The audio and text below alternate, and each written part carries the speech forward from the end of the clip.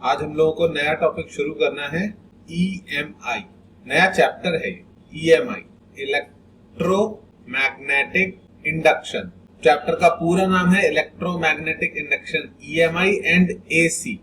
AC means alternate current, EMI and AC। ठीक है, 1 minute और वेट कर रहे हैं, एक और स्टूडेंट आने वाला है, उसके बाद में शुरू करता हूँ। अरे आकाश भी तो नहीं आया अभी तक। आज आकाश बंद है, ईद है ना, बंद है, रास्ते बस शुरू होने वाली है। इससे एक बार बात कर लेते अभी ये जो 12th में है बच्चा, मेडिकल के लिए आकाश की जानकारी के लिए आता है, फ्रेश है, वो मैंने बोला इसको हम ऑफलाइन भी दे सकते हैं क्लास। अच्छा, 12th का पता करना है था, ड्रॉप रहेंगे 12th पास, तो उसका नीट का पेपर देगा। अच्छा, प्रीति नाम क्या? प्रीति नाम है बच्ची का, इसका फादर का नाम है जितेंद्र। इससे बात हुई आपकी? अभी कहाँ है? अभी घर चला गया होगा। अच्छा, 20 मिनट 3 बजे हो जाऊंगा। 3 बजे करना, 3 बजे कर लूंगा, घर पे आराम से बैठूंगा। ठीक है, 3 साढ़े 3 तुम ये आएगा ना? फ्रेश, एक ये भी फ्रेश है और एक 11th का फ्रेश है। देखो, अपने को जनकपुरी, विकासपुरी, उत्तम नगर के सारे स्कूल के फोन नंबर अलग कर लिए। ये इतने सारे करीब 1500 नंबर विकासपुरी के हैं, उसके हैं। ठीक है, होली, इनोसेंट सारे। तो ये सिस्टम से नहीं रह सकता इसमें? क्या वैसे सिस्टम से इससे जाएगा? वैसे तो एक करके तो नहीं, सिस्टम से। ठीक है, ये आज करते हैं। सुनील का नाम नहीं दिया। ठीक है,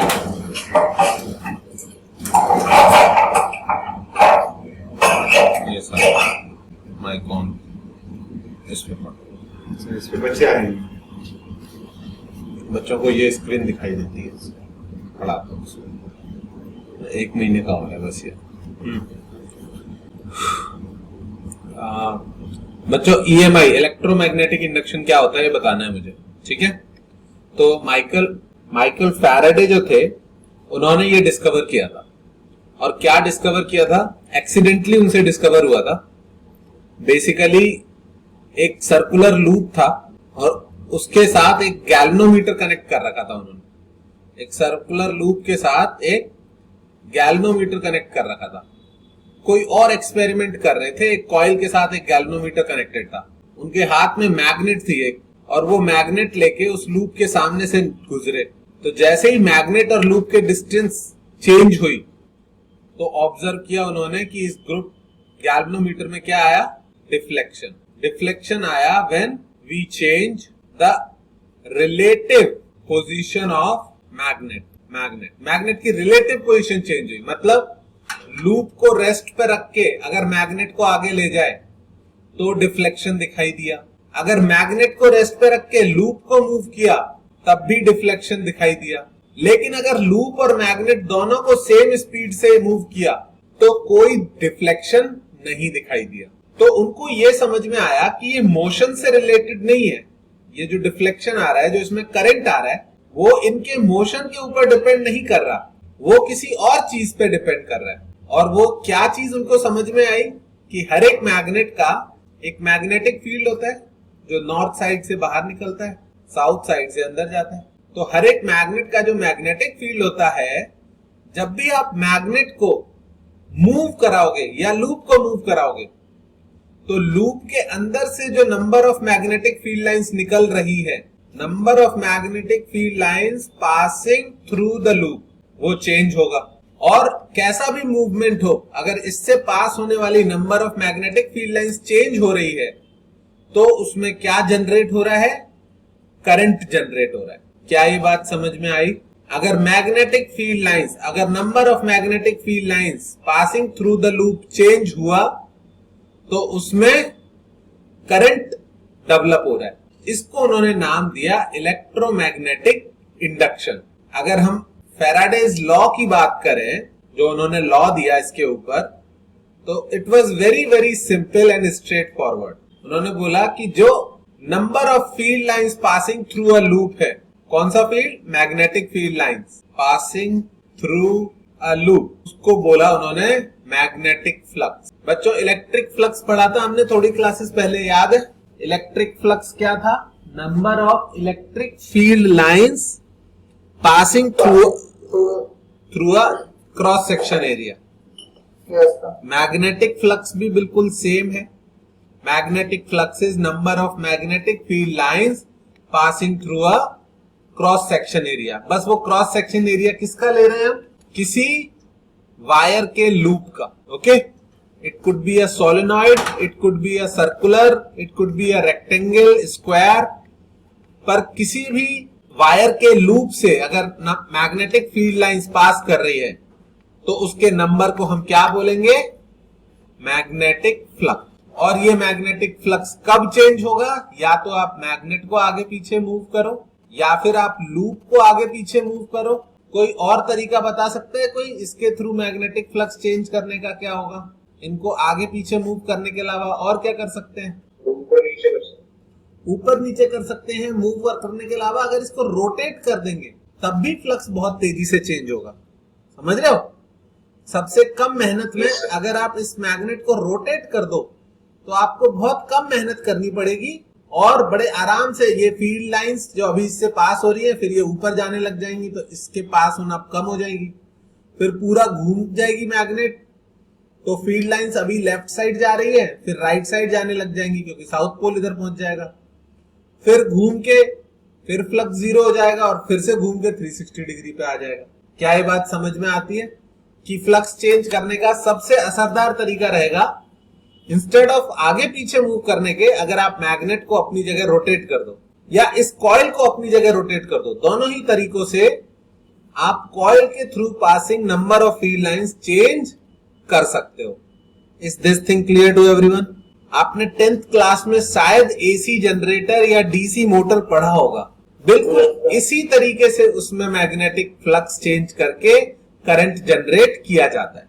तो this is the only technique which can be used to convert kinetic energy into electrical energy. जितने भी डैम्स होते हैं, जितने भी न्यूक्लियर पावर प्लांट होते हैं, जितने भी कोल पावर प्लांट होते हैं, सब में इलेक्ट्रिसिटी कैसे बनती है? एक बड़ी सी मैग्नेट के आगे एक कॉइल रखी जाती है और कॉइल को रोटेट किया जाता है और जब कॉइल रोटेट होती है तो उसका फ्लक्स चेंज होता है. फ्लक्स चेंज होता है तो उसमें इलेक्ट्रिक करंट जनरेट होता है. तो फैराडेज लॉ ये था कि अगर मैग्नेटिक फ्लक्स चेंज होगा तो करंट जनरेट होगा. ठीक है, करंट जनरेट होगा मतलब इस कॉइल में एक ईएमएफ जनरेट होगा. याद है ना, करंट पुश करने के लिए क्या होना चाहिए? Potential difference, electromotive force of a battery. But यहां पर कोई बैटरी नहीं है, उस वायर के अंदर खुद का ईएमएफ जनरेट हो रहा है. तो Faraday's law was the EMF generated in a loop in a coil is directly proportional to rate of change of magnetic flux. जितनी तेजी से फ्लक्स चेंज होगा उतना ज्यादा ईएमएफ जनरेट होगा.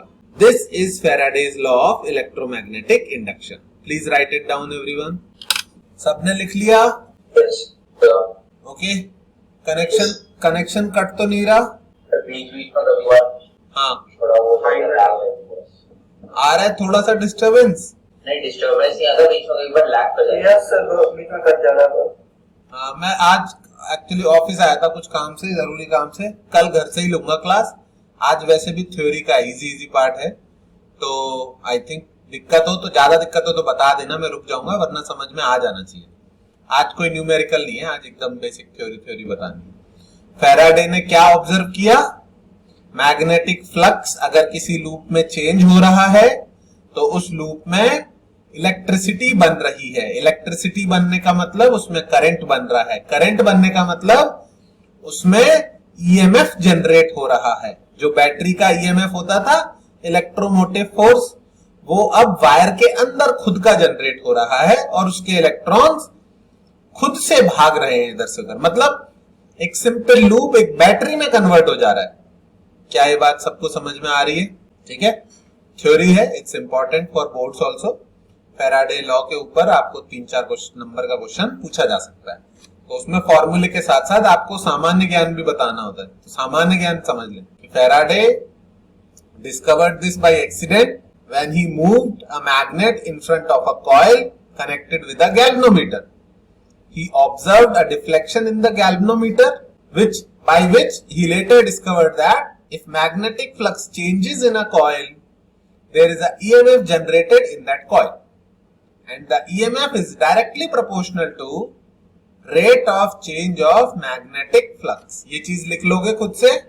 What is this thing? This thing is rate of change of magnetic flux. Is this clear to everyone now? इसको हटा रहा हूं, इसी पर बात करेंगे आज. ठीक है, तो मैग्नेटिक फ्लक्स चेंज करने का क्या तरीका है? ऑब्वियस सी बात है, आप कॉइल को दूर ले जाओ, फिर पास लेके आओ, फिर दूर ले जाओ, फिर पास लेके आओ. बट उससे बेटर तरीका है कि कॉइल को रोटेट करो. रोटेट करने से कैसे होगा मैं दिखा देता हूं. पहले लॉ पूरा कर लें, कंप्लीट कर लें. मैंने बोला EMF generated in a coil is directly proportional to rate of change of magnetic flux. यहाँ पे छोटा सा बी लिख देते हैं, क्योंकि पिछले चैप्टर में हमने पिछले चैप्टर में इलेक्ट्रिक फ्लक्स पढ़ा था. क्या था? E डॉट dA का इंटीग्रेशन था. याद है? इलेक्ट्रिक फ्लक्स को एरिया से मल्टीप्लाई करके, इलेक्ट्रिक फील्ड को एरिया से मल्टीप्लाई करके इलेक्ट्रिक फ्लक्स आता था. मैग्नेटिक फ्लक्स क्या हो जाएगा? ऑब्वियसली B डॉट dA का इंटीग्रेशन. हाँ, अगर कांस्टेंट है तो B डॉट A डायरेक्टली भी लिख सकते हैं. इंटीग्रेट तब करते हैं जब वेरिएबल हो मैग्नेटिक फील्ड. सीधे सीधे B डॉट A कर सकते हैं. ओके, तो मैग्नेटिक फ्लक्स की क्या वैल्यू आ गई? BA cos theta. Dot product होता है AB cos थीटा. तो मैग्नेटिक फ्लक्स की ये वैल्यू आ गई. ठीक है, ये पुराना फॉर्मूला था, ये नया हमारा मैग्नेटिक फ्लक्स का फॉर्मूला निकल रहा है. ओके, तो फिर लोगों ने पूछा कि प्रोपोर्शनलिटी साइन हटा के क्या वैल्यू आ रही है. तो बेस्ट पार्ट ये है कि इसमें आपको प्रोपोर्शनलिटी साइन हटा के कोई वैल्यू याद करने की जरूरत नहीं है. The constant of proportionality is -1. The constant of proportionality is -1. और ये माइनस क्या रिप्रेजेंट करता है? The negative sign represents the direction of EMF. ठीक है, तो डायरेक्शन कैसे बताता है ये मैं अभी बताऊंगा. पहले इसको नोट डाउन करो. ठीक है, मैग्नेटिक फ्लक्स का क्या फॉर्मूला निकल के आया? BA cos theta. तो अगर फ्लक्स चेंज करना है, मैग्नेटिक फ्लक्स का फॉर्मूला निकल के आया BA cos थीटा. तो फ्लक्स को चेंज करने के लिए, टू चेंज द फ्लक्स, आप क्या क्या चेंज कर सकते हो? You can change magnetic field. कुछ क्वेश्चंस ऐसे होंगे जिनमें मैग्नेटिक फील्ड की वैल्यू चेंज हो रही होगी टाइम के साथ. You can change the area. कुछ क्वेश्चन ऐसे होंगे जिसमें कॉइल का एरिया चेंज किया जा रहा होगा. कॉइल को एक्सपैंड कर रहे होंगे या कॉन्ट्रैक्ट कर रहे होंगे, या कॉइल को मैग्नेटिक फील्ड के अंदर बाहर कर रहे होंगे, उससे भी एरिया इनसाइड चेंज हो जाएगा.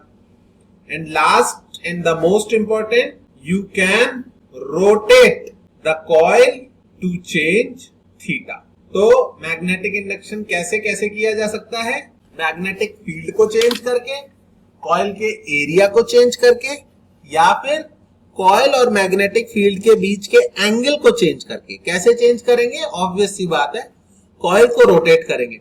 बच्चों, मैग्नेट जो बड़ी मैग्नेट होती है काफी हैवी होती है, तो मैग्नेट को रोटेट करने की बजाय इट इज प्रेफरेबल कि आप कॉइल को रोटेट करो. कॉइल वायर की होती है, वो मैग्नेट के कंपैरिजन में बहुत लाइट होती है. ओके, तो ज्यादातर कॉइल को रोटेट करते हैं. कोई जबरदस्ती मैग्नेट को रोटेट करके क्वेश्चन बना दे तो उसे भी सॉल्व कर लेंगे, पर यूजुअली ऐसा नहीं किया जाता. डन. आकाश का मैसेज मिल गया. क्या बेटा? आकाश का मैसेज मिल गया. आकाश का क्या? आवाज नहीं आ रही. मैसेज कौन सा मैसेज? सर वो अभी टेस्ट दे रहे हो 2 बजे. अच्छा यार, बहुत टेस्ट हो रहे हैं. क्या सैटरडे संडे की स्ट्रेटजी हमारी गलत जा रही है क्या? मैंने तो ये सोच के रखा था कि सैटरडे संडे स्कूल का झंझट नहीं होगा किसी का, कोचिंग भी कम होगी. बढ़ रहा है. वैसे अब बहुत ज्यादा उम्मीद है कि इस मंथ के बाद ऑफलाइन हो जाएगा शुरू, इस मंथ एंड से, क्योंकि दिल्ली में तो केसेस डाउन होते चले जा रहे हैं. 1000 के अंडर आ गए शायद केसेस पर डे. वीकडेज में स्कूल्स की बहुत वो है ना, और स्कूल का क्या दिक्कत है कि अगर आपने मिस करा तो वो एब्सेंट लगा के परेशान करेंगे। वीकडेज में इवनिंग में कर सकते हैं, लेकिन इवनिंग में आकाश इंस्टीट्यूट वालों की क्लास है। 8 से 10 रात को कर सकते हैं अगर सबके लिए वो फिजिबल हो तो, 8:30 से 10 या 8 से 10। वही नींद आने लग जाएगी आधे लोगों को, तो वो बड़ी दिक्कत है। फिर इसीलिए ये टाइमिंग सोची थी मैंने। इसको हटा रहा हूं मैं, ठीक है। क्या बताया मैंने, किसी भी लूप के थ्रू पास होने वाले मैग्नेटिक फील्ड लाइंस चेंज होंगी तो उस लूप के अंदर क्या जनरेट होगा, करंट जनरेट होगा। करंट क्यों जनरेट होगा, क्योंकि ईएमएफ जनरेट होगा। ईएमएफ यानी पोटेंशियल डिफरेंस, ठीक है। कैसे याद रखेंगे, अगर मैग्नेटिक फ्लक्स में चेंज आएगा तो चेंज आने से d∅dt की वैल्यू आएगी कुछ, जितनी d∅dt की वैल्यू होगी माइनस साइन के साथ उतना ईएमएफ जनरेट होगा। ईएमएफ यानी पोटेंशियल डिफरेंस होता है, पोटेंशियल डिफरेंस यानी IR करंट जनरेट होगा। समझ में आ रही है बात। तो technically change in magnetic flux causes current in a loop, in a coil.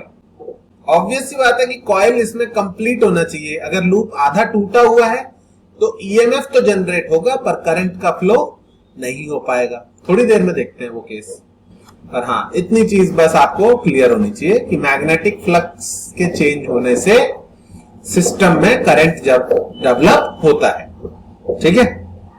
अच्छा, तो हमें मैग्नेटिक फ्लक्स के चेंज होने से सिस्टम में करंट डेवलप होता है, तो हमें देखना है कि किस किस तरीके से ये किया जा सकता है। मेथड वन मैंने क्या सजेस्ट किया, अगर फ्लक्स चेंज करना है तो क्या चेंज कर सकते हैं, मैग्नेटिक फील्ड। और मेथड 2 क्या बोला कि क्या चेंज कर सकते हैं, एरिया। तो पहले मुझे मेथड 1 सबसे अच्छा लगता है, मूविंग कॉइल एंटरिंग और एग्जिटिंग अ मैग्नेटिक फील्ड, ठीक है।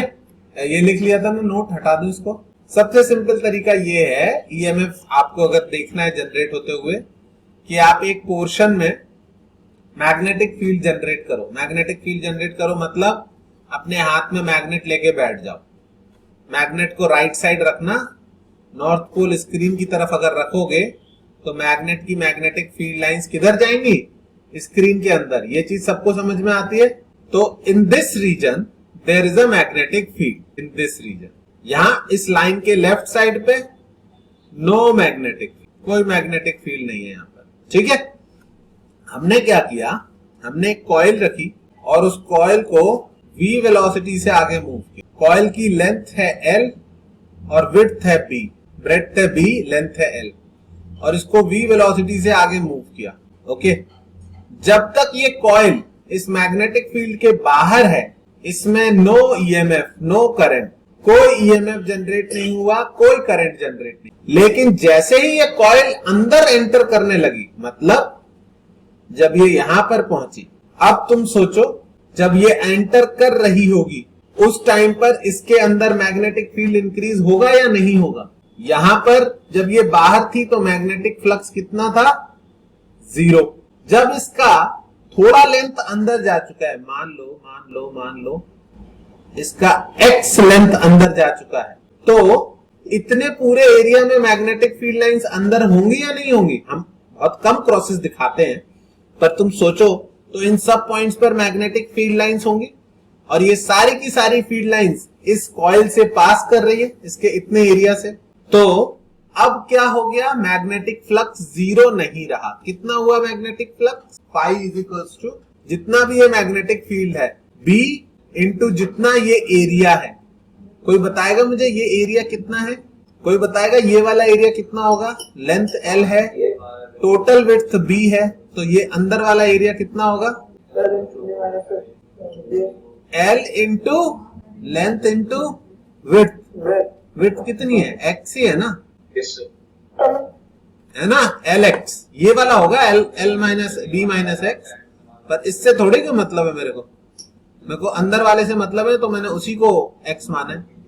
तो ये समझ में आता है कि जब ये थोड़ा पार्ट अंदर एंटर कर चुका है उस टाइम पर मैग्नेटिक फ्लक्स BLX होगा। ओके, तो at this point magnetic flux की वैल्यू आती है BL(x). और अब किसी ने बोला कि भाई क्या इस टाइम पे इसमें करंट फ्लो कर रहा होगा, तो तुम बोलोगे यस, EMF हो चुका है और करंट फ्लो कर रहा होगा। तो किसी ने बताया कितना कर रहा होगा, तो EMF की वैल्यू कैसे निकालनी है, -dφ/dt। तो फ्लक्स को डिफरेंशिएट कर दो, B कांस्टेंट है, L कांस्टेंट है, पर X तो कांस्टेंट नहीं है। समझ में आती है बात या नहीं? X तो वेरिएबल है, अगले ही मोमेंट X की वैल्यू बढ़ जाएगी और अंदर जाएगा X की वैल्यू और बढ़ जाएगी, तो -BL। और ये जो dx/dt है इसको हम किसके इक्वेट कर सकते हैं, वेलोसिटी से। जितनी ज्यादा वेलोसिटी होगी उतना तेजी से ये x इंक्रीज करेगा। तो EMF की वैल्यू आई -BLV।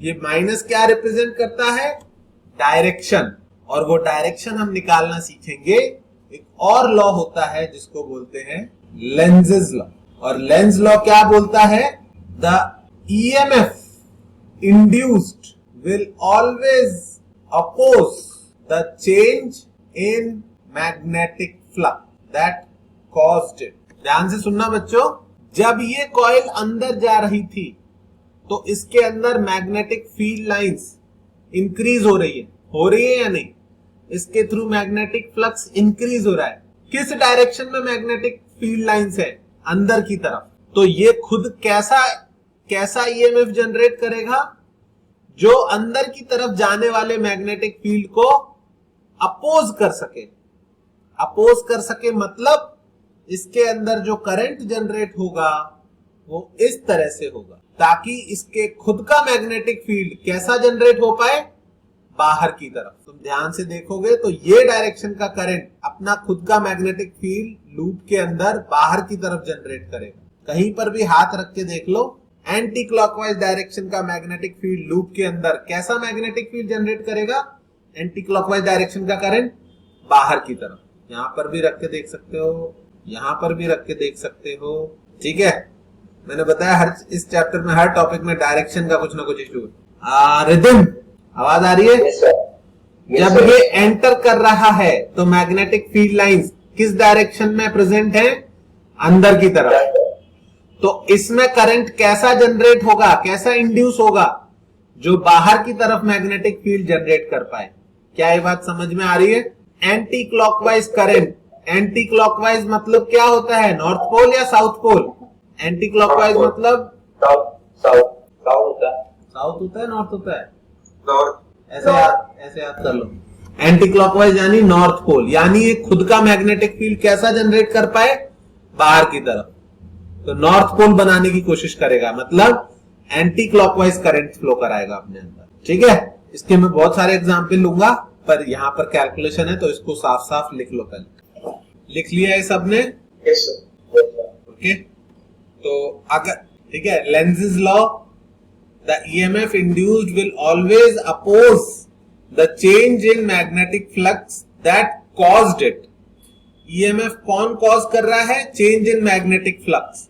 EMF कैसा इंड्यूस होगा, जो इसको अपोज कर सके, जिसने उसमें चेंज लाया है उसको अपोज कर सके। ऐसे समझो कि ये एक कॉइल है, ठीक है, और थोड़ा और सिंप्लीफाई कर देता हूं। मान लो यहां पर मैग्नेटिक फील्ड प्रेजेंट है। कौन सा मैग्नेटिक फील्ड है ये, एक्सटर्नल मैग्नेटिक फील्ड है, ठीक है। ये है मेथड 2, सेकंड मेथड 2 में जो एक्सटर्नल मैग्नेटिक फील्ड है उसको हम वैल्यू को चेंज कर सकते हैं। अगर external magnetic field is B0 into 1 plus कैसे लिखूं, ऐसे लिख देता हूं, B0 इंटू T²। इसका क्या मतलब है, ये मैग्नेटिक फील्ड एक्सटर्नल कांस्टेंट है या टाइम के साथ चेंज होता जाएगा? चेंज होगा, ऑब्वियस सी बात है। अगर आप थोड़ा सा देखो तो टाइम की वैल्यू 0 पर मैग्नेटिक फील्ड 0 है, टाइम की वैल्यू 1 पर मैग्नेटिक फील्ड B0 है, टाइम की वैल्यू 2 पर मैग्नेटिक फील्ड 4 B0 है, टाइम की वैल्यू 3 पर मैग्नेटिक फील्ड 9 B0 है। आ रही है बात समझ में? तो इस केस में ये एक्सटर्नल मैग्नेटिक फील्ड इंक्रीज हो रहा है। इंक्रीज हो रहा है मतलब राइट नाउ ये ऐसा दिख रहा होगा, थोड़ी देर बाद ये ऐसा दिखेगा, थोड़ी देर बाद ये और ज्यादा हो जाएंगी लाइंस, और धीरे धीरे टाइम के साथ ये बढ़ता जाएगा। तो जब ये मैग्नेटिक फील्ड इंक्रीज हो रहा है तो इस लूप में से पास करने वाली मैग्नेटिक फील्ड लाइंस बढ़ती जाएंगी या नहीं? ये बात सबको समझ में आती है? Yes sir. है ना? जब ये मैग्नेटिक फील्ड में इंक्रीज करूंगा तो इस भाई सब जगह मैग्नेटिक फील्ड चेंज होगा, तो लूप के अंदर का भी मैग्नेटिक फील्ड चेंज होगा। तो इस कॉइल में से जो फ्लक्स पास हो रहा है, मैग्नेटिक फ्लक्स, वो मैं क्या लिखूंगा? B external into area of coil. ठीक है, अभी एंगल के सोचने की जरूरत भी नहीं है। क्यों? क्योंकि area is perpendicular to magnetic field. जब किसी एंगल पर रखेंगे टेढ़ा मेढ़ा तब सोचेंगे कॉस थीटा वगैरह। अभी तो बी डॉट ए की वैल्यू चुपचाप B into A into cos 0 डिग्री, B into A into cos 0, यानी सिर्फ बी इंटू ए। तो magnetic field external into area of the coil. तो इस केस में लेट्स से इसका कुछ एरिया दिया, या तो रेडियस दी होगी या एरिया दिया होगा। मान लो एरिया ही गिवन है, एरिया इक्वल्स टू ए है। ठीक है, या एरिया नहीं, ज्यादातर रेडियस गिवन होती है। लेट्स से इसकी रेडियस आर गिवन है, तो फ्लक्स को हम कितना लिख सकते हैं? फ्लक्स की वैल्यू हो जाएगी B naught T square into area pi R square. यहां तक सबको समझ में आ रहा है? तो फ्लक्स की वैल्यू आ गई B naught pi B naught R square into T square. बच्चों ये कांस्टेंट है, ये कांस्टेंट है, ये कांस्टेंट है, पर टाइम विल चेंज। तो आपको किसी ने पूछा कि इसमें कितना ईएमएफ जनरेट होगा, तो आप क्या बोलोगे? Minus D phi B by D T, और वो जाएगा minus pi B naught R square into differentiation सिर्फ किसका करना पड़ेगा? 2t स्क्वायर का। ये तो कांस्टेंट था सब कुछ। 2t स्क्वायर का डिफरेंशिएशन कितना आएगा? t स्क्वायर का डिफरेंशिएशन आएगा 2t। यहां पे किसी को दिक्कत तो नहीं? t स्क्वायर का डिफरेंशिएशन 2t, तो आया result minus 2 pi B naught R square into T. In this case the EMF generated in the coil is also a function of time. मतलब टाइम के साथ ईएमएफ इंक्रीज होता जाएगा। पर हां, अभी मैं क्या बात कर रहा हूं कि ये तो ईएमएफ की वैल्यू आ गई। अब मुझे बताओ कि जब ये एक्सटर्नल मैग्नेटिक फील्ड इंक्रीज होगा तो इसके अंदर मैग्नेटिक फील्ड लाइंस अंदर की तरफ इंक्रीज होंगी, जिनका अपोज करने के लिए इसको अपना खुद का मैग्नेटिक फील्ड कैसा जनरेट करना चाहिए? बाहर की तरफ। तो बच्चों इस कॉइल में करंट क्लॉकवाइज आएगा या एंटी क्लॉकवाइज आएगा? कैसा आएगा? Anti clockwise. Anti clockwise current induce होगा। क्यों? ताकि वो एक अपोजिट डायरेक्शन में मैग्नेटिक फील्ड जनरेट कर पाए, एक्सटर्नल का अपोजिट मैग्नेटिक फील्ड जनरेट कर पाए। क्या ये बात सबको समझ में आ रही है? ठीक है। जो भी एक्सटर्नल मैग्नेटिक फील्ड है, अगर एक्सटर्नल मैग्नेटिक फील्ड इंक्रीज हो रहा है तो इंड्यूस्ड मैग्नेटिक फील्ड उसको अपोज करेगा, उसके अपोजिट डायरेक्शन में आएगा। अगर एक्सटर्नल मैग्नेटिक फील्ड डिक्रीज हो रहा है तो इंड्यूस्ड मैग्नेटिक फील्ड उसके सेम डायरेक्शन में आएगा। क्या ये बात सबको समझ में आई? ठीक है, प्लीज राइट इट डाउन। ये सेकंड मेथड हो गया। पहले मेथड में हमने कॉइल को मूव कराया था, दूसरे में हमने मैग्नेटिक फील्ड की वैल्यू को चेंज कर दिया टाइम के साथ। ज्यादातर न्यूमेरिकल इन दो मेथड्स पे ही है। वो तीसरे वाले पे तो सिर्फ एसी जनरेटर की एप्लीकेशन है। तो ज्यादातर क्वेश्चन इन दो मेथड पर है, तो इन पर अब मैं एग्जाम्पल और दूंगा। Yes sir. ओके, तो ये चीज ना बहुत परेशान करती है बाद में अगर थोड़ी भी समझ में नहीं। मैग्नेटिक फ्लक्स अगर चेंज होगा तो d5 बाई dt की कुछ वैल्यू आएगी, जिसके नेगेटिव के बराबर ईएमएफ जनरेट होगा, जिसकी वजह से एक करंट की वैल्यू आएगी, जो कि usually I is equals to V by R से हम कैलकुलेट कर सकते हैं। ईएमएफ अगर V लिख लें, इस करंट की वजह से एक खुद का मैग्नेटिक फील्ड जनरेट होगा। इस करंट को हम क्या बोलते हैं? Induced current. ठीक है, ये करंट अपना खुद का मैग्नेटिक फील्ड जनरेट करेगा। ठीक है, ये वाला magnetic field will always oppose या try to oppose the change in. ये जो मैग्नेटिक फ्लक्स चेंज हुआ, ईएमएफ जनरेट हुआ, ईएमएफ से करंट जनरेट हुआ, करंट ने जो मैग्नेटिक फील्ड बनाया वो हमेशा क्या करेगा? It will try to oppose the original magnetic flux का change. Is this absolutely clear to everyone? ठीक है, बहुत सारे क्वेश्चन सिर्फ डायरेक्शन पे आएंगे कि करंट कैसा होगा जनरेट, क्लॉकवाइज या एंटी क्लॉकवाइज, तो वो वाली चीज आपको क्लियर कराना चाह रहा हूं। ओके, हटाऊं इसको।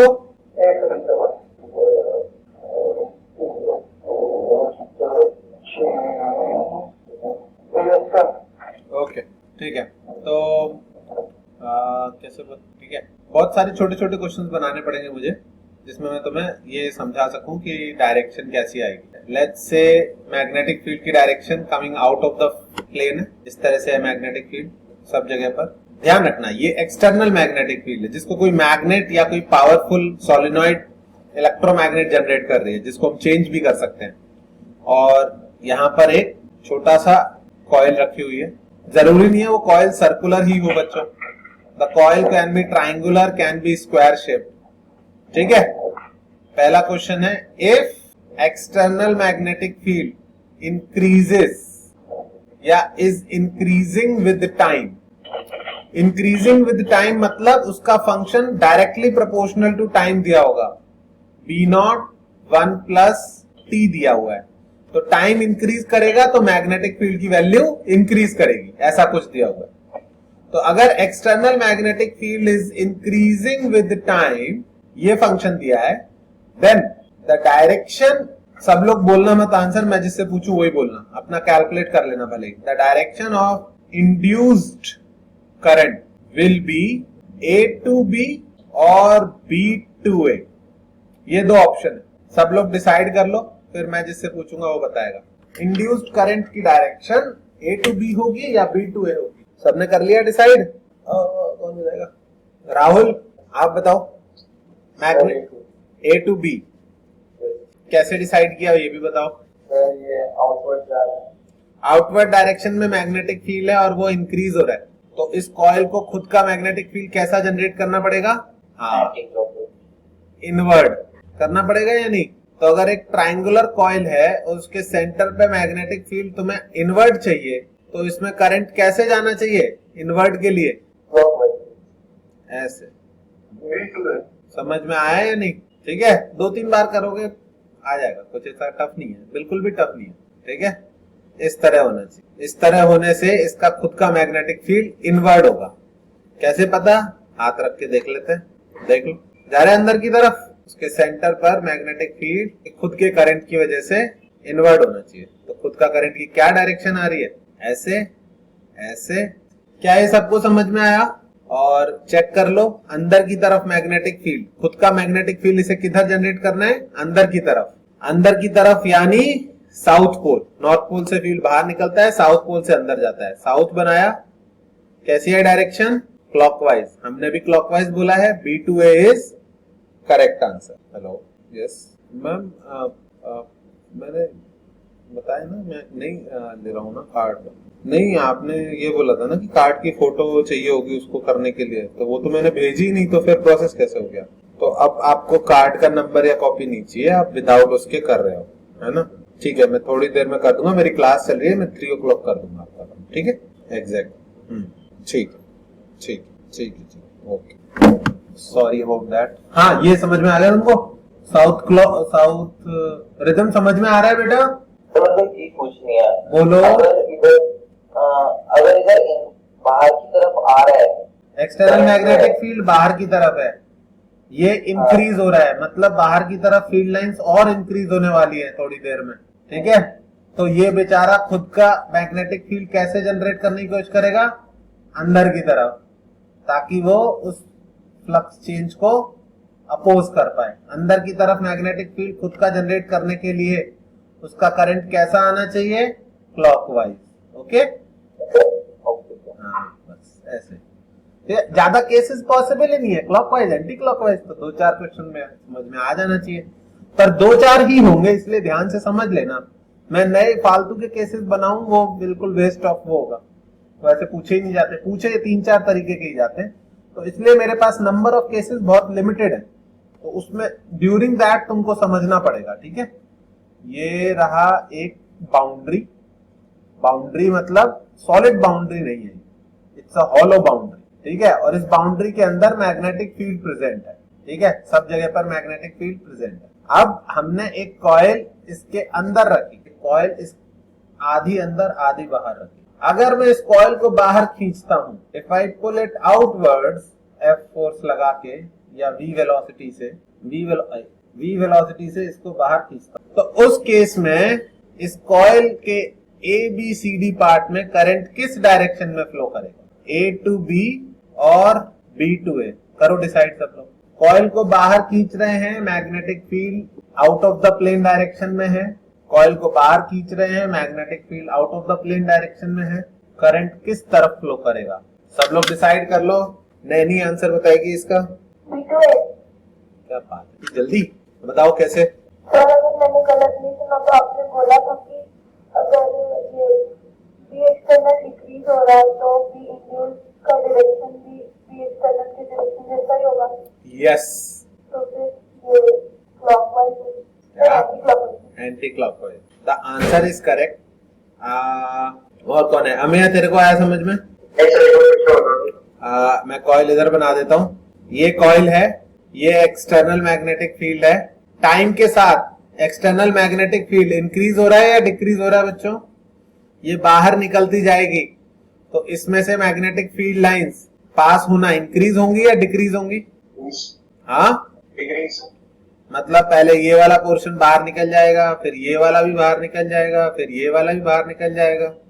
तो magnetic field lines passing through this area is decreasing. Magnetic flux decrease हो रहा है, तो ये खुद का मैग्नेटिक फ्लक्स सेम डायरेक्शन में लाएगा या अपोजिट डायरेक्शन में? डिक्रीज को काउंटर करने के लिए ये खुद का मैग्नेटिक फील्ड भी सेम डायरेक्शन में जनरेट करेगा। और अगर इसको खुद का मैग्नेटिक फील्ड सेम डायरेक्शन में जनरेट करना है तो क्या करना पड़ेगा? ये है एक्सटर्नल मैग्नेटिक फील्ड, रेड वाला, क्योंकि यहां रेड से बनाया।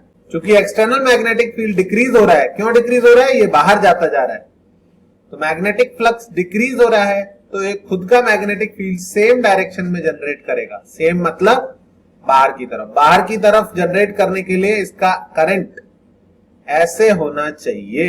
देख लो, होना चाहिए या नहीं होना चाहिए? और अगर हाथ रख के नहीं देखना आ रहा है तो क्या याद करो, ऐसे कैसा चाहिए तुम्हें मैग्नेटिक फील्ड खुद का? बाहर की तरफ। बाहर से किधर से निकलता है? बाहर, नॉर्थ पोल से। नॉर्थ बनाओ, देख लो कैसा होना चाहिए, एंटी क्लॉकवाइज। अब आई बात समझ में दोनों मेथड से? यस। रिदम बेटा आ गया समझ में? Yes sir. ओके, चलो बढ़िया। ऐसा भी कुछ केस बना सकते हैं। धागे से एक रिंग बांध दी, ठीक है, दिस इज अ रिंग, ठीक है, और यहाँ पर मैग्नेटिक फील्ड प्रेजेंट है इस डायरेक्शन, ठीक है। मैं इतने सारे डॉट बना रहा हूँ, एग्जाम में एक डॉट बनाएगा, तुम्हें खुद से ध्यान रखना है। इस डायरेक्शन में मैग्नेटिक फील्ड प्रेजेंट है, यहाँ पर नो मैग्नेटिक फील्ड, ठीक है। तो इस बाउंड्री के राइट साइड में मैग्नेटिक फील्ड प्रेजेंट है। रिंग को रिलीज किया। जब ये रिंग आधी अंदर जा चुकी होगी, जब ये रिंग आधी अंदर जा चुकी होगी, उस टाइम पर इस रिंग में करंट की क्या डायरेक्शन होगी, क्लॉकवाइज या एंटी क्लॉकवाइज? रिदम आंसर देगा। जब ये रिंग आधी अंदर जा चुकी होगी और अभी और अंदर जा रही होगी v स्पीड से, उस टाइम पर इंड्यूस्ड करंट इन रिंग की क्या डायरेक्शन होगी? Options are clockwise, anti clockwise. Sir anti होना चाहिए। एंटी होना चाहिए, क्यों? क्योंकि सर बाहर की तरफ जा रही है तो वो डिक्रीज होंगी। क्या डिक्रीज होगी? पूरी बात बोलो। ये जब ये रिंग इसमें एंटर करेगी, एंटर करते ही इसमें से पास होने वाला मैग्नेटिक फील्ड इंक्रीज होगा या डिक्रीज होगा? डिक्रीज होगा। क्यों भाई? लेफ्ट साइड में तो कोई है नहीं मैग्नेटिक फील्ड और राइट साइड में मैग्नेटिक फील्ड है। भाई यहाँ पर रात है, यहाँ पर दिन है, यहाँ पर कोई सनलाइट नहीं है, यहाँ पर सनलाइट है। तुम अंदर से बाहर जा रहे हो तो तुम पर पड़ने वाली सनलाइट इंक्रीज होगी या डिक्रीज होगी? सर इंक्रीज होगी। भाई एक तरफ कुछ भी मैग्नेटिक फील्ड नहीं है, दूसरी तरफ बहुत मैग्नेटिक फील्ड है, तो जब कोई कॉइल उधर जाएगी तो उसका मैग्नेटिक फील्ड, उसके थ्रू पास होने वाला मैग्नेटिक फील्ड इंक्रीज होगा या डिक्रीज होगा? जब रिंग यहां पर थी तो उसमें से एक भी मैग्नेटिक फील्ड लाइन नहीं पास हो रही थी। जब अंदर घुसी तो ये वाली दिख रही है कि नहीं दिख रही है उसमें से पास होते हुए? तो फिर ये तो बड़ी अजीब बात करी तुमने। कोई चीज जीरो मैग्नेटिक फील्ड से मैग्नेटिक फील्ड के अंदर जा रही है तो मैग्नेटिक फील्ड बढ़ेगा या घटेगा? बढ़ेगा ही। बढ़ेगा। किस डायरेक्शन में बढ़ रहा है, बाहर की तरफ या अंदर की तरफ? बाहर की तरफ। बाहर की तरफ ही है तो बाहर की तरफ ही बढ़ेगा। बाहर की तरफ मैग्नेटिक फील्ड उसमें से बढ़ रहा है तो वो खुद का मैग्नेटिक फील्ड किधर जनरेट करेगा? बाहर की तरफ मैग्नेटिक फील्ड बढ़ रहा है तो खुद का मैग्नेटिक फील्ड अंदर की तरफ जनरेट करेगा। आती है बात समझ में? तो अंदर की तरफ जनरेट करने के लिए करंट कैसा होना चाहिए? क्लॉकवाइज या एंटी क्लॉकवाइज? क्लॉकवाइज। बहुत बढ़िया, लिख लो। आकाश हेलो। हाँ अच्छा, इसमें दिखा क्यों नहीं रहा कुछ? फिर से करना एक बार कनेक्ट। हाँ तेरे को अभी समझ में नहीं आएगी, क्लास में थ्योरी पढ़ा चुका है। मैं रिकॉर्ड कर रहा हूँ, चाहे तो रेस्ट कर ले, 3 बजे से पूरी वीडियो दोबारा नहीं, 3:30 क्लास खत्म होते ही मैं अपलोड कर दूंगा, समझ रहे? अब तू थोड़ी देर रेस्ट कर ले, मैं 3 बजे क्लास खत्म होगी, 15 मिनट 20 मिनट के अंदर अपलोड कर दूंगा और फिर तो पूरी क्लास बैठ के देख लेना, ठीक है? ठीक है, क्योंकि मिड से तो समझ में नहीं आएगा, नया टॉपिक था ना, नया चैप्टर का, ठीक है? ठीक ठीक। हाँ भाई समझ में आया? ये सनलाइट है, ये रेज जो आ रही है ना, बाहर की तरफ रेज आ रही है। मान लेना स्क्रीन के पीछे किसी ने टॉर्च जला दी है, तो टॉर्च जलाई है तो रेज तुम्हारी तरफ आएंगी या नहीं आएंगी? तो ये वो लाइट है जो तुम्हारी तरफ आ रही है।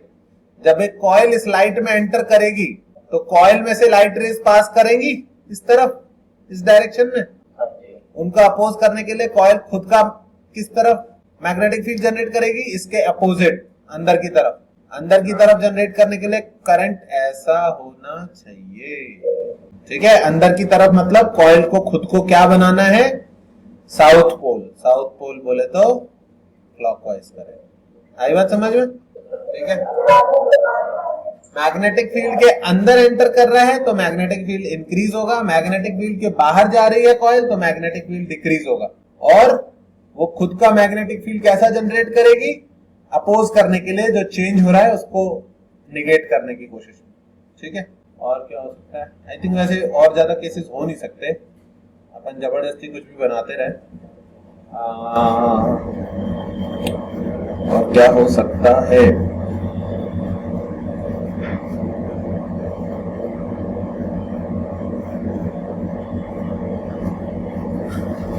एक हाइपोथेटिकल केस होता है बच्चों। हाइपोथेटिकल मतलब इस डायरेक्शन में एक मैग्नेटिक फील्ड प्रेजेंट है अंदर की तरफ, और यहां पर एक लूप रखा हुआ है, ठीक है? ये लूप रखा हुआ है और मैंने इस लूप को हीट किया। हीट करने से क्या होगा बच्चों? मेटल का लूप है, अगर मैं इसको हीट करूंगा तो व्हाट विल हैपन? मेटल को हीट करते हैं तो क्या होता है? किसी को तो पता होगा क्लास में। हाँ, metal expands. If the loop is heated, the loop expands. और हीट करने पे लूप धीरे धीरे एक्सपैंड कर रहा है, पर कर रहा है। The loop expands on heating. What will be the direction of induced current? Option R clockwise और anti-clockwise. कौन बताएगा? आकाश बताओ, नहीं सॉरी राहुल बताओ। राहुल आवाज आ रही है ना? Yes sir. हाँ बताओ बताओ। सर अगर ये एक्सपैंड किया तो फ्लक्स इंक्रीज होगा या डिक्रीज होगा? अगर ये लूप बड़ा हो जाए तो पहले से ज्यादा मैग्नेटिक फील्ड लाइन पास करेंगी या कम करेंगी? तो मैग्नेटिक फ्लक्स इज इंक्रीजिंग। और मैग्नेटिक फ्लक्स किस डायरेक्शन में इंक्रीज हो रहा है? अंदर की तरफ है मैग्नेटिक फील्ड, तो अपना खुद का इनसाइड है और वो इंक्रीज कर रहा है, तो ये खुद का मैग्नेटिक फील्ड किस तरफ जनरेट करने की कोशिश करेगा? आउटसाइड, आगे तरफ। और आउटसाइड मैग्नेटिक फील्ड इंड्यूस करने के लिए करंट किस तरफ होना चाहिए? Anti clockwise. बहुत बढ़िया, आने लग गया समझ में। क्या बोला था आकाश इसने? एंटी क्लॉकवाइज बोला था, क्लॉकवाइज बोला था? राहुल सही आंसर दिया था तूने? नालायक। I will run out of ideas, ठीक है? बाकी लोग बोर हो जाते हैं, जिसको डायरेक्शन दिखने लग गई उसको लगता है कि इतना ही तो कर रहे हैं बार बार, कितना घुमा घुमा के पूछोगे सर, ठीक है? इस वाले पर एक और क्वेश्चन बनता है कि ये एक, आई थिंक दिस एग्जाम्पल के बाद ये कहानी हम खत्म कर देंगे, ठीक है? यहाँ पर मैग्नेटिक फील्ड प्रेजेंट है और मैग्नेटिक फील्ड की डायरेक्शन है डी के कैप, ठीक है? मैं ड्रॉ भी नहीं कर रहा, एग्जाम में ड्रॉन भी नहीं आता, खुद से करना पड़ता है डिसाइड। 4 कॉइल्स है। कॉइल नंबर 1 अंदर की तरफ जा रही है V से, कॉइल नंबर 2 बाहर जा रही है V से, कॉइल नंबर 3 इस तरफ जा रही है V से, और कॉइल नंबर 4 इस तरफ जा रही है बी से। यहाँ पर मैग्नेटिक फील्ड क्या डायरेक्शन है, आउटवर्ड। चलो बना देता हूँ, मुझे दया आ गई तुम्हारे ऊपर। ये है डायरेक्शन मैग्नेटिक फील्ड की सब जगह, ठीक है। यहाँ पर, यहाँ पर, यहाँ पर, चारों में क्लॉकवाइज एंटी क्लॉकवाइज डिसाइड करो भाई। सब जगह मैग्नेटिक फील्ड एक्सटर्नल बाहर की तरफ ऐसे ऐसे मूव कर रही है चारों। इस मोमेंट पे किसमें किस डायरेक्शन में इंड्यूस्ड करंट फ्लो कर रहा होगा, क्लॉकवाइज एंटी क्लॉकवाइज, ये डिसाइड करना है। ये जिसने सही कर दिया उसको आ गया, ही उसको कोई डाउट नहीं होगा। Sir first anti clockwise. एक सब लिख लो तुम, हम बाद में। हाँ भाई, डिसाइड कर लिया तुमने? Yes sir. केस 1 का आंसर, चलो सिद्धार्थ तुम बताओ, तुमने बोला भी तो। Anti clockwise. एंटर कर रहा है, मैग्नेटिक फील्ड बाहर की तरफ है, एंटर करते टाइम फ्लक्स इंक्रीज होगा। किस तरफ? बाहर की तरफ इंक्रीज होगा, तो इसको अपना खुद का मैग्नेटिक फील्ड अंदर की तरफ जनरेट करना है। अंदर मतलब साउथ, साउथ मतलब क्लॉकवाइज। सही था? सही हुआ? कितने लोगों का सही हुआ? मेरा। और किसी का? सर मेरा मिस।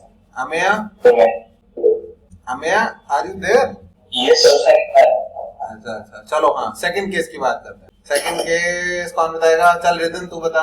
बाहर निकलते time magnetic sir anti clockwise होगा। एंटी क्लॉकवाइज होगा। कैसे पता? बाहर निकल रहा है तो फ्लक्स डिक्रीज हो रहा होगा, डिक्रीज हो रहा है। किस तरफ है फील्ड? बाहर की तरफ, तो ये डिक्रीज हो रहा है, तो खुद का फील्ड भी बाहर की तरफ जनरेट करने की कोशिश करेगा। बाहर की तरफ जनरेट करने के लिए एंटी क्लॉकवाइज। Anti clockwise. बहुत ही बढ़िया, बहुत ही। तीसरा केस कौन बताएगा? अमिया तू बता दे। Anti clockwise. बहुत बढ़िया। इसमें और इसमें कोई फर्क नहीं है, दोनों में बाहर जा रहा है। ये बाहर जा रहा है तो फ्लक्स डिक्रीज हो रहा होगा। किस तरफ है मैग्नेटिक फील्ड? बाहर की तरफ, तो खुद का फील्ड भी बाहर की तरफ ही जनरेट करने की कोशिश करेगा। आ रही है सबको बात समझ में? लास्ट वन, इसमें अंदर आ रहा है तो फ्लक्स इंक्रीज हो रहा होगा। कौन सी डायरेक्शन में? मैग्नेटिक फील्ड बाहर की तरफ है, बाहर की तरफ फ्लक्स इंक्रीज हो रहा है, तो खुद का मैग्नेटिक फील्ड अंदर की तरफ जनरेट करने की कोशिश करेगा। अंदर की तरफ जनरेट करने के लिए क्लॉकवाइज है। सबको आगे बात समझ में? जब भी कंफ्यूजन हो ये वाला एग्जांपल सॉल्व कर लो, सारे केसेस क्लियर हो जाएंगे, समझ में आ जाएंगे। ओके, ठीक है, बहुत बढ़िया, बहुत बढ़िया। ठीक है, एक और इसमें रहता है केस, हटाओ इसको।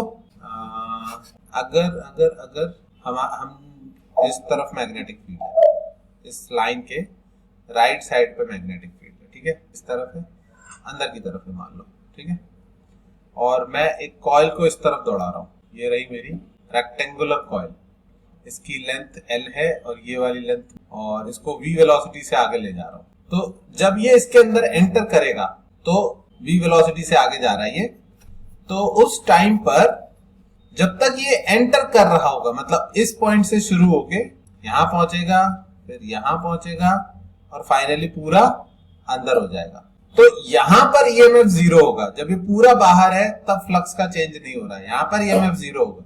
इस पार्ट में ईएमएफ कितना जनरेट हो चुका होगा? हमने अभी कैलकुलेट किया था, आया था BLV।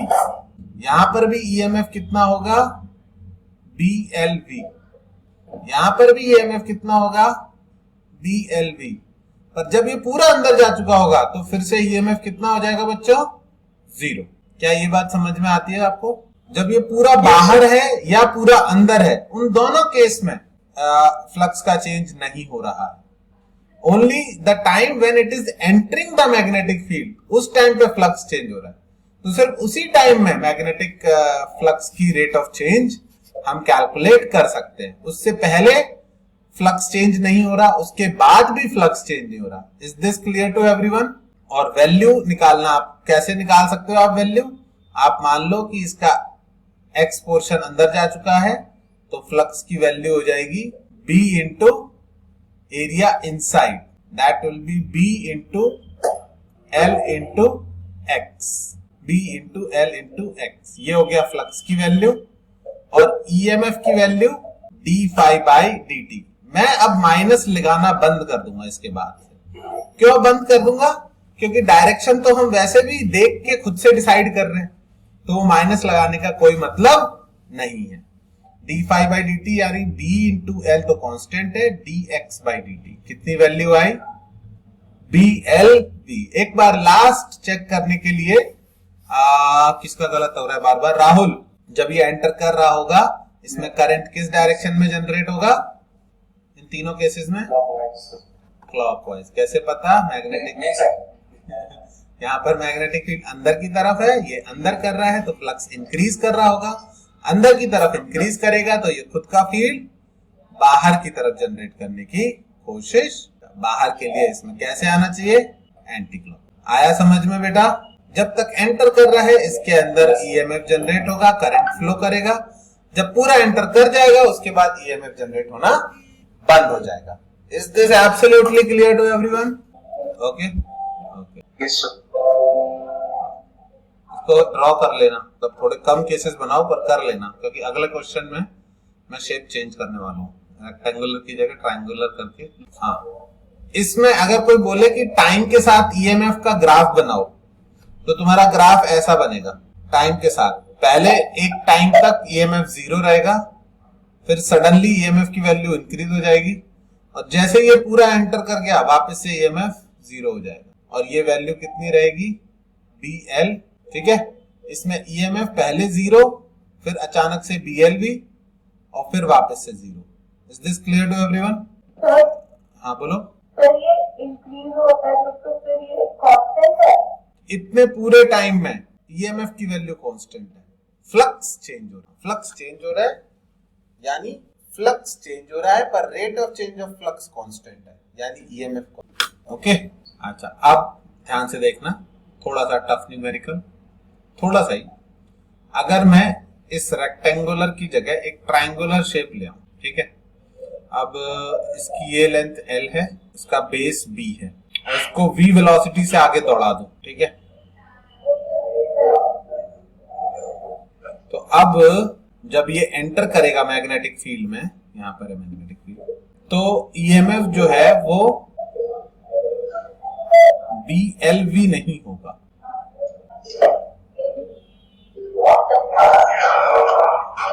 कौन टीवी देख रहा है?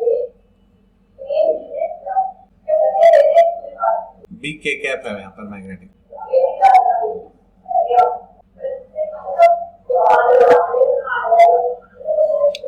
ठीक है, तो मान लो किसी ने तुमसे पूछा कि what is the value of EMF जब इसका base half the base has entered, आधा बेस एंटर कर चुका है, उस टाइम पर इसमें कितना ईएमएफ इंड्यूस हो रहा होगा? जब half the base has entered, उस टाइम पर इसके अंदर कितना ईएमएफ होगा, ये पूछ लिया किसी ने, तो तुम क्या करोगे? तुम्हें ईएमएफ कैलकुलेट करना है। ईएमएफ क्या होता है? D phi by dt, D phi by dt। Phi क्या है यहां पर? Magnetic field into area inside. तो एक तो टफ तरीका है, टफ तरीका ये है कि फ्लक्स को पहले लिखो B इंटू, बच्चों एरिया इनसाइड निकाल पाओगे आप?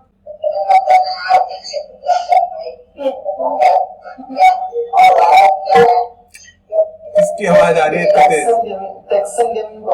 टेक्सन गेमिंग क्या कर रहे हो? माइक ऑफ कर दे।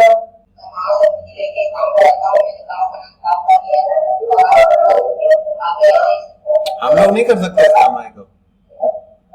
आप कर सकता मैं भी। हाँ, तो जब ये B/2 एंटर कर चुका है, उस टाइम पर इसका एरिया d5/dt कितना होगा? तो ऐसे समझना कि इस लेंथ को अगर मैं x मानता हूं, क्या मानता हूं? x। इस केस में B/2 है, कल को B/3, B/4 भी आ सकते हैं। इसको अगर मैं x मानता हूं तो इसकी हाइट y माननी पड़ेगी, ठीक है।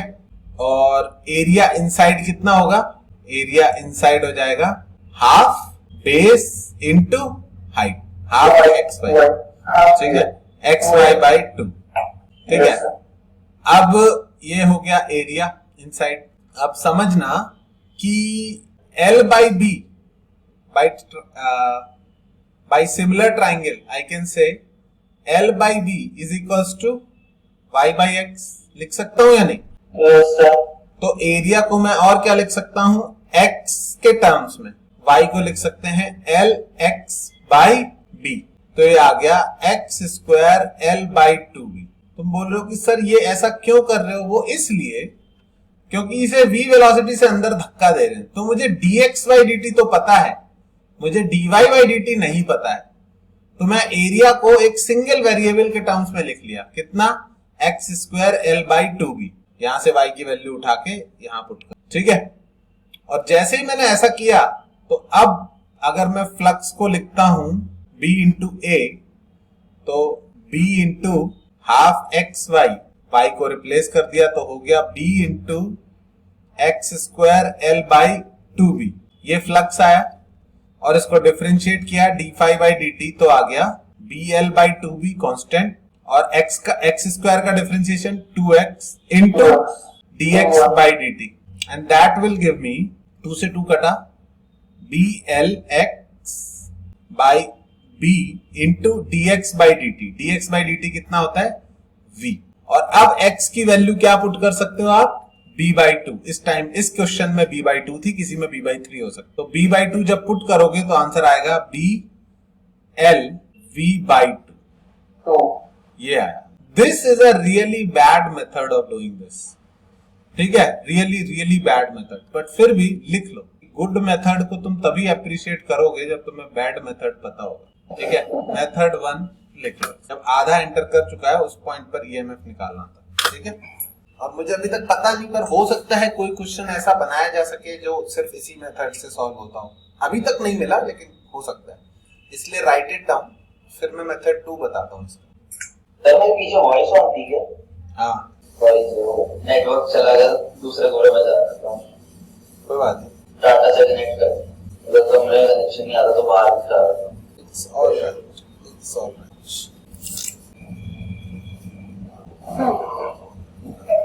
मैंने डिसाइड किया है कि जब लाइव क्लासेस शुरू हो जाएंगी क्लासरूम, तब भी हम लेक्चर रिकॉर्ड करते रहेंगे। रिकॉर्डेड लेक्चर के कुछ बहुत फायदे भी है। अगर उसको एडिट करके छोटा बना दिया जाए तो कभी भी रिवाइज करने के लिए you have your original lecture. लिख लिया तुमने ये तरीका? दूसरा तरीका बताओ इसका, ठीक है। इसका मेरे पास एक शॉर्टकट है, हालांकि मेरे सर ने मेरे को यही वाला पढ़ाया था, ठीक है। इसका शॉर्टकट मैंने खुद से कहीं ढूंढा था, किसी बुक में मिला था या शायद किसी मॉड्यूल में मिला था। तो इसका दूसरा तरीका ये है कि instead of calculating the flux and then calculating the rate of change of flux, we will directly calculate कि अगले dt टाइम में कितना एरिया और अंदर आने वाला है। ध्यान से देखना बच्चों, इस केस में फ्लक्स जो है वो है मैग्नेटिक फील्ड इनटू एरिया, और rate of change of flux किसके बराबर है, मैग्नेटिक फील्ड तो कांस्टेंट है, किसके बराबर है, dA by dt, जितना एरिया, जिस तेजी से एरिया चेंज हो रहा है। तो अगर आप सोचो तो dt टाइम में यही वाला एरिया तो अंदर जाने वाला है, ये कितना ले सकता हूं मैं, dx एरिया।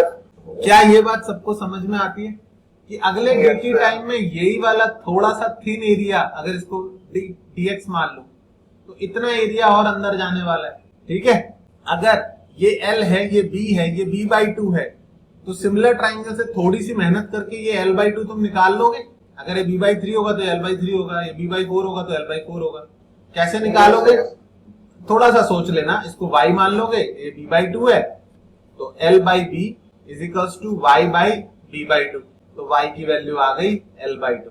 तो अगर तुम्हें इसकी विड्थ पता है, लेंथ पता है l by 2, और इसकी विड्थ कितनी है dx, तो कितना एरिया अंदर जाने वाला है, इसका एरिया कितना लिख सकते हो, dA की वैल्यू, क्या तुम l by 2 length into width dx लिख सकते हो या नहीं? b into l by 2 into dx, और नीचे वाला ये dt, dx by dt क्या बन गया, dl by 2। आई बात समझ में है नैनी? आई बात समझ में ये वाली? एक तरीका होता है फ्लक्स कैलकुलेट करके उसको डिफरेंशिएट करने का, दूसरा तरीका होता है कि अगले dt टाइम में कितना फ्लक्स चेंज होगा वो d फाई निकाल लो। Okay, write it down. NEET के लिए ये उतना इंपॉर्टेंट नहीं है, अभी तक तो नहीं आया, मतलब फर्स्ट टाइम आए तो आए, तुम्हारी किस्मत की बात है, पर आईआईटी वालों के लिए बहुत इंपॉर्टेंट है।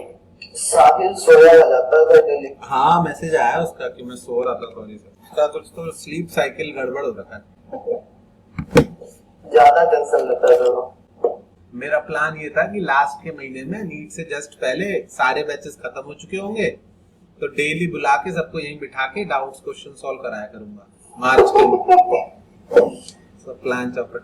अभी से लाइव क्लास शुरू भी होगा तो दिल्ली वाले तो आप आएंगे, तो मेरे को नहीं लगता बाहर से कोई आएगा अभी दिल्ली।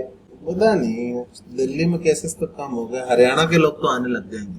हरियाणा वाले दिल्ली तो क्या आकाश में तो आकाश की क्लासेस चालू हो जाएंगी। हाँ वो तो मेरी भी क्लास तभी शुरू होगी जब आकाश की शुरू होगी, क्योंकि ऑफ कोर्स उनको वो लोग तो शुरू करेंगे जैसे ही अलाउ करेगी गवर्नमेंट। मतलब उनको तो मैसिव लॉसेस, इतनी बड़ी बिल्डिंग। ठीक है, मेरे को एक और एग्जांपल देना है, बस लास्ट एग्जांपल, ठीक है, उससे तुमको बहुत ही क्लियर हो जाएगा कि ये वाला मेथड बहुत अच्छा क्यों है। हटा दूं इसको, ठीक है। Yes sir. इस बार इस तरफ मैग्नेटिक फील्ड है। इस वाले क्वेश्चन को तो मेथड 1 से शायद करा भी नहीं जा सकता, या करा जा सकता है तो बहुत ज्यादा मेहनत लगेगी। ये एक सर्कुलर कॉइल है, ठीक है, इसकी रेडियस है r, इसको इधर दौड़ा रहे हैं v वेलोसिटी से, ठीक है। जब ये थोड़ा पोर्शन एंटर कर चुकी है, इतना, कितना थोड़ा कि जो ये तो आधा ही लग रहा है, आधा नहीं, आधे से कम है थोड़ा, या आधा पे भी अपन कैलकुलेट कर सकते हैं। जब ये इतना पोर्शन एंटर कर चुका है, इसका सेंटर यहाँ पर है, और ये जो पोर्शन है इट मेक्स एन एंगल, कितना एंगल दिख रहा है बच्चों, लगभग 120 डिग्री, 120। हाँ, अंदाजे से, ठीक है। तो ये थीटा एंडर सबस्टेंड कर रहा है, इसको हम v वेलोसिटी से आगे खींच रहे हैं। Calculate EMF in circular coil at this moment when theta is 120 degree, ठीक है। थीटा 60 के लिए भी पूछ सकते हैं, 30 के लिए भी पूछ सकते हैं, 90 के लिए भी पूछ सकते हैं, 120 के लिए पूछ सकते हैं, 180 के लिए पूछ सकते हैं, इनमें से कोई एंगल पूछा जाएगा। इस मोमेंट पर इसमें EMF कितना जनरेट होगा ये बताओ। अगर magnetic field is -v k cap, अंदर की तरफ मैग्नेटिक फील्ड, तो पहले तो मुझे ये बताओ फटाफट, रिदम आप बताओ कि अगर -v k कैप है मैग्नेटिक फील्ड, तो जब ये एंटर कर रहा होगा तो इसमें करंट इंड्यूस किस डायरेक्शन में होगा, क्लॉकवाइज या एंटी क्लॉकवाइज? एंटी क्लॉकवाइज रहेगा, माइनस है। Absolutely correct. अगर माइनस है मतलब अंदर की तरफ मैग्नेटिक फील्ड है तो इसे, और वो इंक्रीज होगा, जब ये अंदर जा रहा है तो मैग्नेटिक फ्लक्स इंक्रीज होगा, अंदर की तरफ फील्ड इंक्रीज हो रहा है, तो अपना खुद का फील्ड किधर जनरेट होगा, बाहर की तरफ। बाहर मतलब नॉर्थ, नॉर्थ मतलब एंटी क्लॉकवाइज। ये बात सबको समझ में आ गई, डायरेक्शन देखना, ठीक है, डायरेक्शन देखना सबको समझ में आ गया।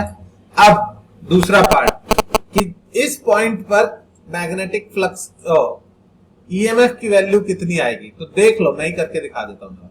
EMF कैसे लिखेंगे हम, पहले लिखेंगे फ्लक्स, फ्लक्स होता है magnetic field into area, EMF होता है d phi by dt।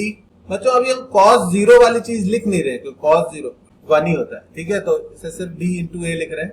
Magnetic flux को हम लिख सकते हैं b into da by dt, magnetic field तो कांस्टेंट है, da by dt कौन सा एरिया है जो एंटर करेगा अगले dt टाइम में।